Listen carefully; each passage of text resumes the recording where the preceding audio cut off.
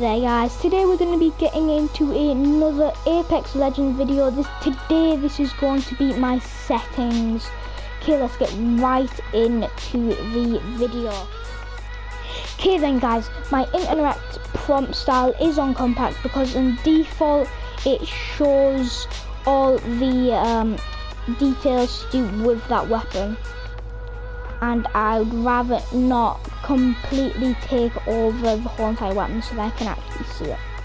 Button hints are the buttons at the bottom of the screen where you can see like the jump pad, the stim, and all them buttons.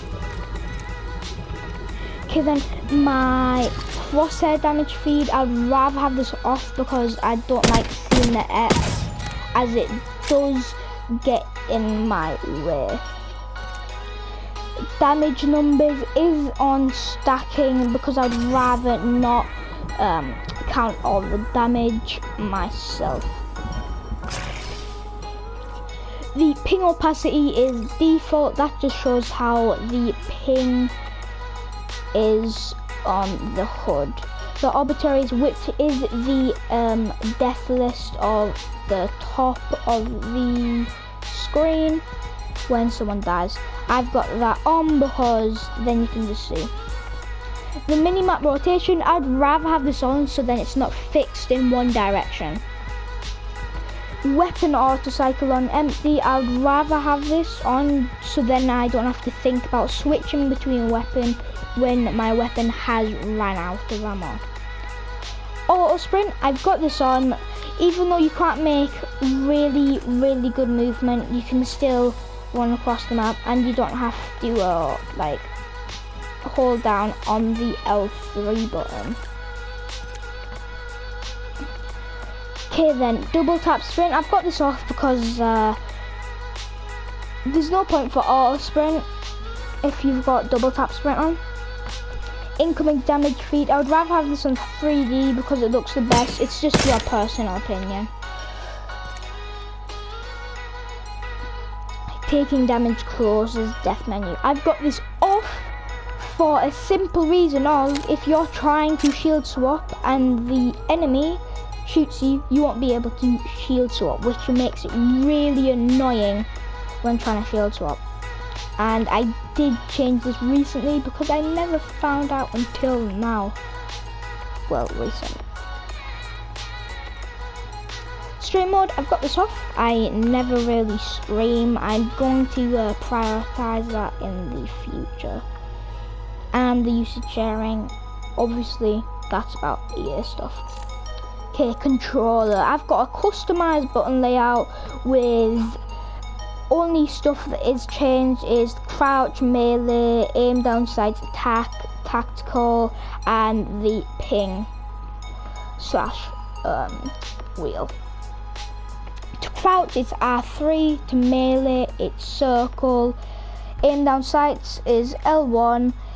This bit you don't really have to change, the L1 and R1 I just changed around with the L2 and R2. If you didn't want that, you could use the button puncher, which is just like mine, but L1 and L2 and R1 and R2 aren't switched round. Stick layout is on default. The interact / reload button is on tap, so then I don't have to hold to actually reload my weapons. Crash buttons on toggle, I don't know why would you want it on hold, but if you do, it's fine. Aim button is on hold because I would rather not have it on toggle. L2, R2 button, dead zones are on none. Menu curve speed, it's all up to you. Mine's just after the second bar of the none. And my movement dead zone is on small. And good look, why would you want this on? It makes it harder for yourself and it would be harder for other games as well. Vibration, got this off because in my personal opinion, the vibration in this game is a little too strong on the controller and I feel I couldn't really do it. Now for advanced look controls.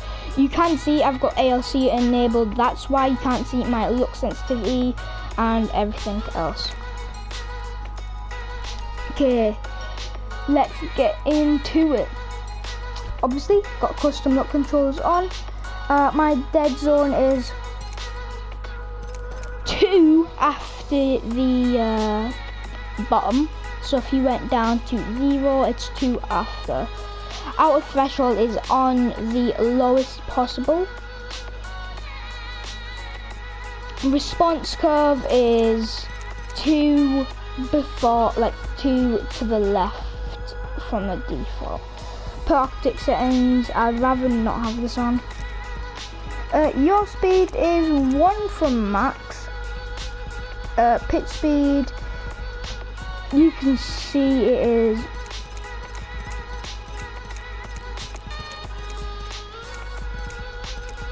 15 from the default.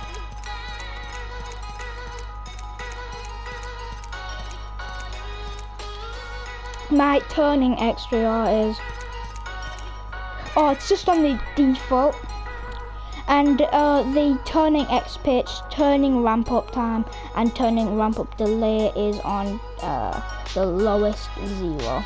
The reason it's on that is because I'd rather not have any ramp up of my actual sensitivity. Let's get into the ADS. These are relatively the same. My ADS yaw speed, which is the left or right, is 7 from the default. And my ADS pitch speed is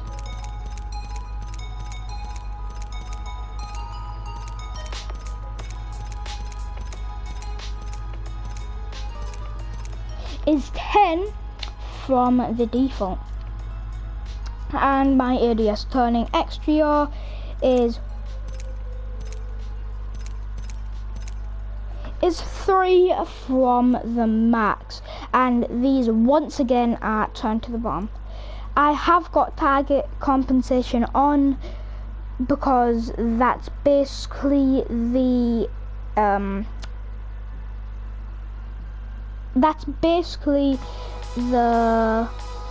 aim assist. And if you turn this off, it turns melee target compensation. As you see, that'll make a big difference in your play. See, if you were right next to them, if you had it on, it would be tracking slightly. I'll get right back to that. I'm not even moving my camera here, and it's moving it for me. As you see, and then when you aim, it also turns right or left. Okay, then let's get right into the video part. Brightness is all dependent to you. This is mine. Field of view depends on what screen/monitor you have. Mine's on 106 because personally 110 was a little zoomed out. Sprint view shake, I've got minimal. It's just the strength of the shaking when you're actually sprinting. Now let's get into the audio. Master volume 100%, which is like the incoming voice. Oh my god. Which is the overall game volume. Sound effects is just like footsteps and all that stuff. Dialogue volume is like this. Do you feel that adrenaline surging through your veins? No? Just me? The music volume is at the very start of the match when you're actually coming in through the ship.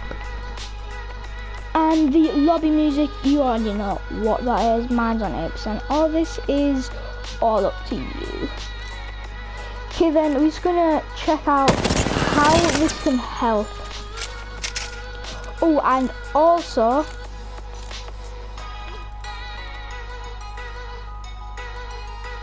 I have got the colorblind mode, Twitterpia on, because the yellow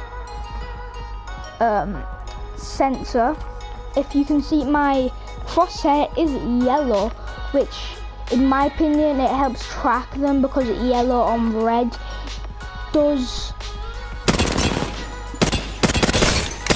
help a lot, and it makes the game overall way more brighter.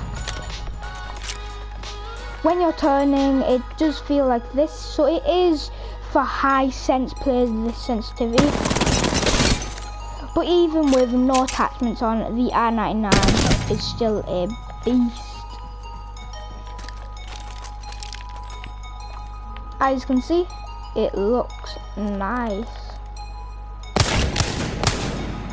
It will take quite a lot of time to get used to if you do copy these settings, but it will be useful. If you want to improve your aim and you don't want to take through new settings, I would suggest going through training every day, just in the training mode. After you've done all that, you can be ready to get into your match. Okay guys, that's going to be the end of this video. Please like and subscribe for more content like this. I will be posting more Apex Legends stuff in the future. I really do appreciate it, and I will see you in the next one. Bye.